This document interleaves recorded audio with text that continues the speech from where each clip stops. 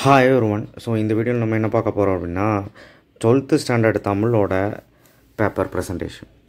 ஆக்சுவலாக paper presentation அப்படிங்கிறது full மார்க்கோட காட்டணும்னு நினச்சேன். பட் ஃபுல் மார்க்கோடது கிடைக்கல. 89 தான் கிடச்சிது. 1 மார்க் இவருக்கு போச்சு. ஏன் இவருக்கு 1 மார்க் போச்சுங்கிறதும் தெரிஞ்சுக்கலாம். சரி, ஓகே. பப்ளிக் பேப்பர் உங்களுக்கு எப்படி இருக்குன்னு தெரியும். 11th எழுதிட்டீங்க, 10th எழுதிட்டீங்க, எல்லாம் தெரியும். ஓகே, இப்போ எதுக்கு சார் இப்போ காட்டுறீங்க அப்படின்னு கேட்டிங்கன்னா, எக்ஸாம் நாளைக்கு நடக்க போகுது இல்லையா? ஹாஃப் இயர்லி எக்ஸாம் ரொம்ப முக்கியமான எக்ஸாம் இல்லையா? ஸோ பேப்பர் ப்ரெசன்டேஷன் காட்டினா உங்களுக்கு வந்து கீ பாயிண்ட்ஸாக அமையும். ஐ மீன் உங்களுக்கு ஈஸியாக இருக்கும். எப்படி எழுதுனா, சிறுவினா எப்படி எழுதுனா மார்க் கிடைக்கும், குறுவினா எப்படி எழுதுனா மார்க் கிடைக்கும், நெடுவினா எப்படி எழுதுனா மார்க் கிடைக்கும், எல்லாத்தையும் நீங்கள் தெரிஞ்சுக்கலாம்ல. அதுக்காக தான் ஒரு சின்ன டிப்ஸ் கடைசி நிமிஷத்தில். ஸோ பகுதி 1ல் 1 மார்க் எல்லாமே இவர் கரெக்டு. ஃபஸ்ட் ஆஃப் ஆல் 1 மார்க்கே நீங்கள் ஃபஸ்ட்டு எழுதுங்க. பெரும்பாலும் வந்து 1 மார்க் வந்து ஒரு 10 கரெக்டான மட்டும் ஃபஸ்ட்டு எழுதுங்க. ஏன்னா ஃபஸ்ட்டு 2 பேஜ் உங்களுக்கு பக்காவாக இருக்கிற மாதிரி பார்த்துக்கோங்க. எப்பவுமே அதுதானே உண்மை. அப்புறம் அவர் பாடல் எழுதிட்டார், தெய்வமணி மாலை. ஸோ அதுமாதிரி பாடல் உங்களுக்கு தெரிஞ்சால் எழுதுங்க, இல்லைன்னா பாடல் எழுதாதீங்க. ஏன்னா இதுலலாம் ஸ்பெல்லிங் மிஸ்டேக்ஸ் வந்து தவிர்க்கலாம். காரணம் கேட்டிங்கன்னா, அதாவது ஸ்பெல்லிங் மிஸ்டேக் வந்து வராது. காரணம் என்னன்னு கேட்டிங்கன்னா, நீங்கள் எழுதி பார்த்துருப்பீங்க. அதனால் திருக்குறளும் எழுதிட்டார். ஸோ அடுத்தது 2 மார்க்ஸ். 2 மார்க்ஸ் வந்து பார்த்திங்கன்னா பாருங்கள், 18வது கேள்வி. ஸோ நீட்டாக வந்து 2 பாயிண்ட்டில் முடிச்சிட்டார். 2 மார்க்ஸ்க்கெலாம் என்ன வேணுமோ அந்த 2 பாயிண்ட் மட்டும் எழுதியாச்சு. That's it. ஓகேவா? ஸோ பிரிவு 2 அதாவது குருவினா செய்யுளோடதும் உரையனோடதோடு எழுதியாச்சு. நீங்கள் இப்படி தான் எழுதணும்னு அவசியம் இல்லை. உங்களுக்கு எது ஃபஸ்ட்டு தெரியுதோ அதை எழுதுங்க. பட் 1 மார்க்கை ஃபஸ்ட்டு எழுதிக்கோங்க.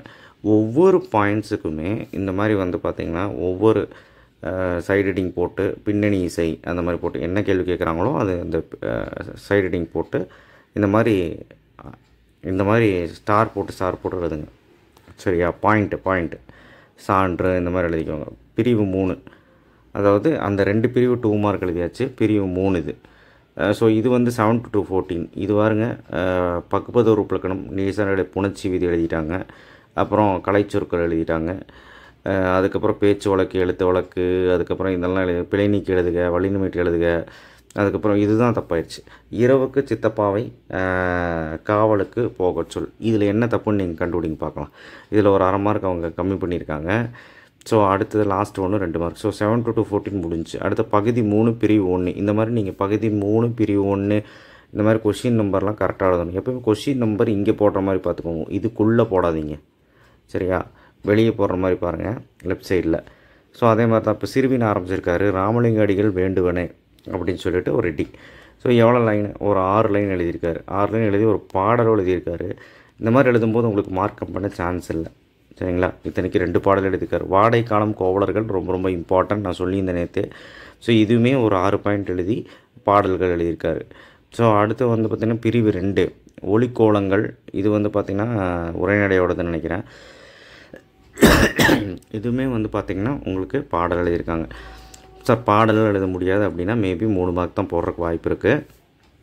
ஏன்னா பாடலாம் எழுதும்போது தான் உங்களுக்கு வந்து முழுமையான மதிப்பெண் கிடைக்க வாய்ப்பு இருக்குது. சரிங்களா? நான் ஆசிரியரானால் இது வந்து ஒரு ஓன் கொஸ்டின், இதுக்குமே ஒரு பாடல் எழுதியிருக்காங்க. சரிங்களா? பிரிவு 3 வெண்பாவிற்கான இலக்கணம். சரிங்களா? ஸோ இது வந்து பார்த்திங்கன்னா இந்த கொஸ்டின் ரொம்ப ஈஸி தான். ஸோ இதுவும் எழுதியாச்சு. இது வந்து பிரிவு 3 அணி இலக்கணம்.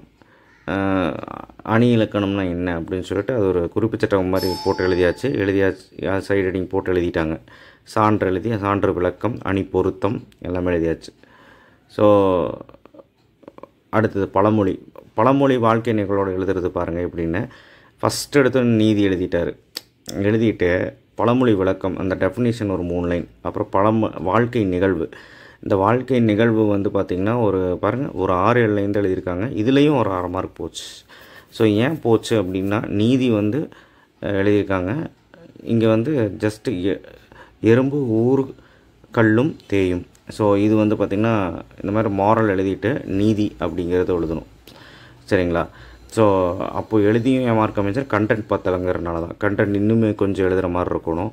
தமிழ் மொழியும் நடையழகில். சரிங்களா? நடையழகில் இது வந்து பார்த்திங்கன்னா, ஸோ இது வந்து 6 மார்க் வந்து பார்த்திங்கன்னா, இப்போ 4 மார்க் செக்ஷன் உங்களுக்கு புரிஞ்சிருக்கு எப்படி மார்க் போடுறாங்க. 6 மார்க் வந்து பார்த்திங்கன்னா குறிப்பிச்சட்டம் போட்டு எவ்வளோ ஹெட்டிங் போட்டிருக்காங்க பாருங்கள். சரிங்களா? கவிதையின் நடை. ஓகேவா? ஸோ இது வந்து முதல் இயல். ஸோ கண்டிப்பாக வந்து பார்த்திங்கன்னா இதெல்லாம் ஹெட்டிங் போட்டு தாராளமாக நீங்கள் வந்து ஒரு 2-3 பக்கம் 2.5 பக்கம் எழுதுகிற மாதிரி இருக்கும். சரிங்களா? அப்போ தான் 6 மார்க் கிடைக்கும். ஸோ அடுத்து வந்து பார்த்திங்கன்னா பாரதியார். ஸோ இது வந்து பார்த்திங்கன்னா மொழிப்பற்று, சமூகப்பற்று இதெல்லாமே நீங்கள் வந்து சூப்பராக எழுதலாம். சரிங்களா? அடிக்கடி ஒரு 2-3 பாடல் வர மாதிரி பார்த்துக்கோங்க. முடிவுரை. ஸோ அடுத்தது பெருமழை காலம். ஸோ இது வந்து பார்த்திங்கன்னா பசுமைதாசர் அப்படின்னு சொல்லிட்டு ஒரு டயலாக் ரைட்டிங் மாதிரி எழுதியிருக்காங்க. ஸோ நல்லாயிருக்கு. 6 மார்க்கு. ஸோ அதுக்கப்புறம் ஒரு பாடல் எழுதி முடிச்சிட்டாங்க. ஓகேவா? ஸோ 6 மார்க்கை பொறுத்த வரைக்கும் இப்படி தான் இருக்குது. ஸோ டோட்டலாக இவரோட மதிப்பெண் பார்த்திங்கன்னா 89-90க்கு. ஏன் 89-90க்குனா அந்த நீங்களே பார்த்தீங்க 1/2 மார்க் எங்கே போச்சுன்னு. மித்தபடி எல்லாமே பக்காவாக தான் இருக்குது. சரிங்களா? ஸோ 89. ஸோ ப்ரெசன்டேஷன் வந்து இந்த மாதிரி பண்ணுங்கள். ஓகேவா? அந்த 4-3 12 செக்ஷனில் பார்த்தீங்களா என்ன மாதிரி எழுதியிருந்தாங்கன்ட்டு அந்தளவுக்கு நீங்கள் பாயிண்ட் சொல்லலாம். அணி இலக்கணம், அதாவது அணியாக இருந்தாலும் சரி, இல்லை வந்து பழமொழியாக இருந்தாலும் சரி, இல்லை வந்து வேறு ஏதாவது விஷயமா இருந்தாலும் சரி, நயம்பாடுதலாக இருந்தாலும் சரி, நயம்பாடுதல்லாம் எப்படி எழுதியிருந்தாங்கன்னு போய் பார்த்தீங்க நீங்கள். ஸோ அந்த மாதிரி எழுதுனா சரி. சரிங்களா? மித்தபடி வந்து பார்த்திங்கன்னா நீங்கள் தேவையில்லாதெல்லாம் எழுதிட்டுருக்க வேணாம். ஓகேவா? இருங்க இன்னொன்று காட்டுறேன். ஸோ அணி இலக்கணம் சொல்லிக்கிட்டு ஏகதேசி உருவ அணி. சரிங்களா? ஏகதேசி உருவ அணி, அணி சுட்டல், அணி இலக்கணம், சான்று. ஸோ இது மாதிரி எழுதுனா தான் அணிக்கு வந்து உங்களுக்கு ஃபுல் மார்க் கிடைக்க வாய்ப்பு. சான்று, விளக்கம், அணி பொருத்தம் இவ்வளவு எழுதணும். சரிங்களா? பழமொழி எப்படி எழுதணும்னு தெரிஞ்சிருச்சு. ஸோ இந்த மாதிரி நீங்கள் வந்து அந்த 4 மார்க் செக்ஷனை இந்த மாதிரி தான் எழுதணும். அணியும் அந்த பழமொழியெல்லாம். சரிங்களா? ஸோ அதே மாதிரி வெண்பாவிற்கான இலக்கணம் அப்படின்னு சொல்லிட்டு ஒன்று எழுதியிருக்காரு. ஸோ இந்த மாதிரி நீங்கள் வந்து எழுதுங்க. இல்லை அப்படின்னா நீங்கள் வந்து நயம்பாடுதல் எழுதிடுங்க. அதுதான் கரெக்டு. சரிங்களா? ஸோ மேபி உங்களுக்கு வந்து மார்க் கம்மி பண்ண வாய்ப்பு இல்லை. ஸோ பாடலாம் எழுதணுமாங்க சார் அப்படின்னு கேட்டிங்கன்னா பாடலாம் எழுதணும்னு அவசியம் இல்லை. ஒரு பாடல் நடுவில் ஏதோ ஒரு பாடலாவது ஒரு கொஸ்டினுக்கு எழுதுங்க. இல்லை முடியலையா அட்லீஸ்ட் உங்கள் பாயிண்ட்ஸாவது நிறைய கொடுங்க. ஒரு 6 பாயிண்ட் சிறுவினாக்கும் குருவினாக்கும் ஒரு 2லேருந்து ஒரு 3 பாயிண்ட் 4 பாயிண்ட் கொடுத்திங்கன்னா நல்லாயிருக்கும். நெடுவினாவை பொறுத்த வரைக்கும் பேஜ் தான் கணக்கு. 2.5 பேஜ் வர மாதிரி பாருங்கள். ஹெட்டிங்கும் ஒரு 6 ஹெட்டிங் வர மாதிரி பாருங்கள். முன்னுரை முடிவுரையோட. That's it. இந்த மாதிரி ஒரு ப்ரெசன்டேஷன் போட்டு எழுதுனா நல்லாயிருக்கும். That's it. தேங்க்யூ. ஷேர் பண்ணுங்கள், சப்ஸ்கிரைப் பண்ணுங்கள். இதை பார்த்தாவது உங்களுக்கு வந்து கண்டிப்பாக ஒரு ஐடியா கிடச்சிருக்கும்னு நினைக்கிறேன். தேங்க்யூ.